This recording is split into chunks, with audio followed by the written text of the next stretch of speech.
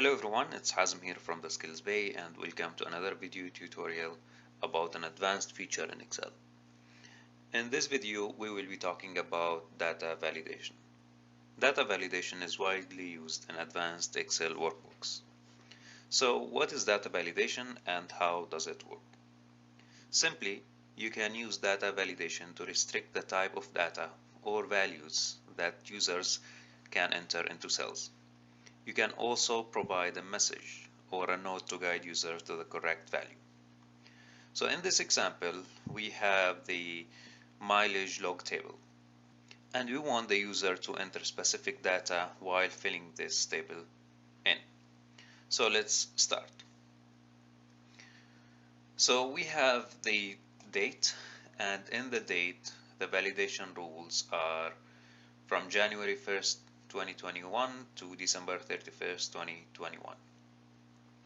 Now we can select the whole range and go to data validation.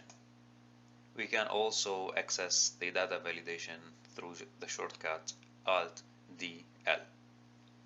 So in this field, we go to the criteria and it's date.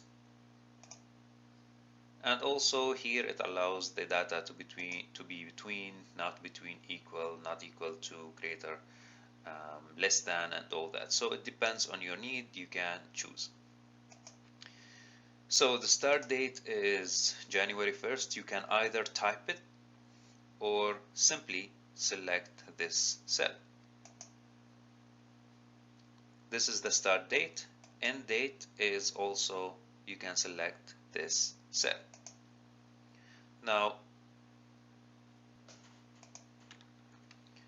it's a good practice to lock these cells so they don't move around, and usually the validation rules should be on a separate sheet that is secured so nobody can mess around with the data. But this is for the sake of the illustration. Now once you hit OK, let's try to enter a date here. It's today's date, which is correct, but if we try to, for example, change it to next year, there is an error message that says this value does not match the data validation restrictions defined for this cell, which is correct. But say, for example, that I'm a new user and I don't know the rules and I can't see them. So I need to provide a message to the end user so that they know which data they should be entering. Again, we go to data validation,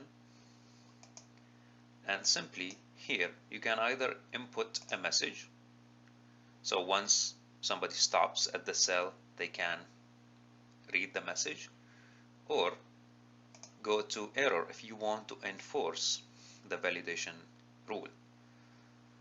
So you can type something like data must be between January 1st, 2021 to December 31st, 2021, and here maybe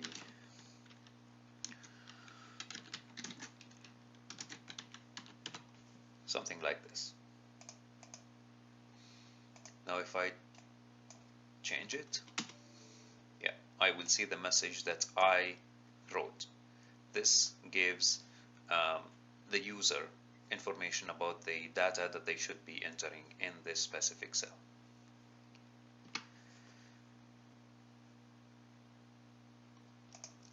Same thing, if you want to restrict the time, you can select this Alt-DL, and here we go to time, and also between. I'm choosing between because it works for my example, but it depends on your needs. As I said, you can choose from this list. So I'm gonna choose this cell, lock the cell, and ends at this one, and also I lock the cell. Usually if you are using a different sheet, it will automatically lock the cell. And you can also write a message as I mentioned. So let's try to enter a time. Time is correct because it's within our range. So if we change this to PM, we will get the same error message, and right now you know how to customize your message. Now you can do this for description, purpose, and from to. It depends. It depends on your need. I'm just gonna go for the purpose because the purpose should be a list.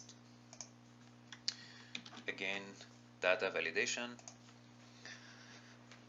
So as you can see, you can use a whole number and you can choose what the value should be, or you can restrict it to a decimal value, and same thing you can use from the list.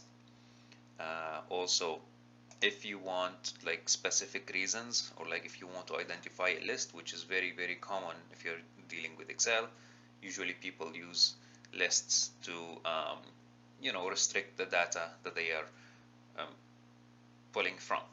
So for example, if you check the previous video when we talked about the index and the VLOOKUP, I had a list for my VLOOKUP value because I don't want to keep typing the value. I want to select from the already existing list. So it's very useful.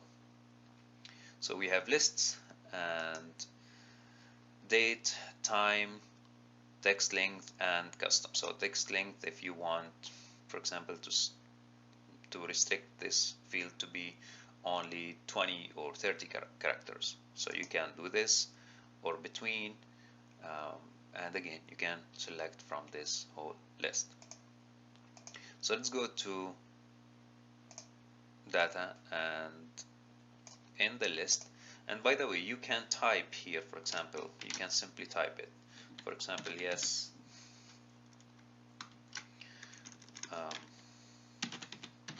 yes or no, separated by a comma, and you will see it, yes or no. But if there is any change, you don't want to keep going to the data validation and writing them here. And if you are dealing with lots of reasons or lots of options, it's not a good idea to write them here. So the best way is to have a list selected, and you can select from those options. Just gonna fill all the way down, and as you can see, now we have a small button here which looks like a filter button, and you can select from your list.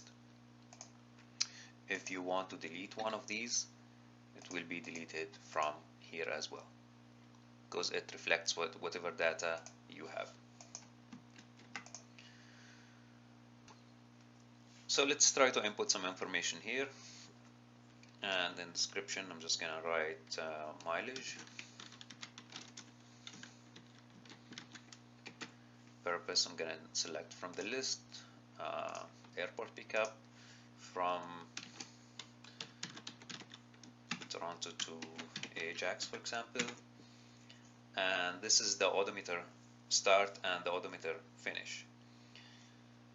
Let's enter some random data. Airport pickup, the mileage consumed is 50 kilometers. Okay, so the last thing we have on the validation data is custom, but in here I'm just gonna go and just replicate the data, and we have 2 trips. Let's assume that the company is not allowing more than 90 kilometers for these both trips, and you want to apply a data validation for that. So in the total, you go to the data validation, and in the custom, I already have the formula here, but we want to change it to 90.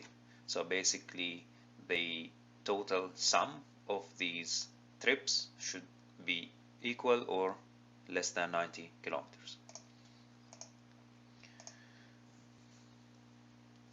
So once we go and get the value here by AutoSum, which is alt equal, and it's summing the entire range, we hit OK. So we have a warning message, And again, you can choose if it's a warning, stop, or even information.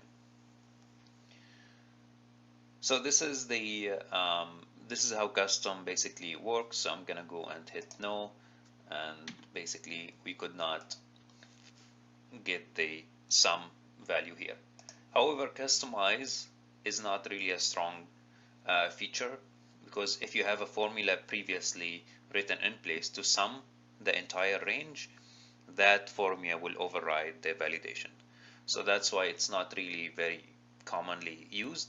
However, it's for your information. If it works in your example, that's how customize works. Well, this is pretty much everything for our video today about data validation. I hope you found this tutorial to be useful. Thank you so much for watching. If you have any comments, please write them down and let us know if you want us to make a video about a specific topic, or if you're even having a problem in your work about Excel, please write that down and we will try to make a video about it. Thank you so much.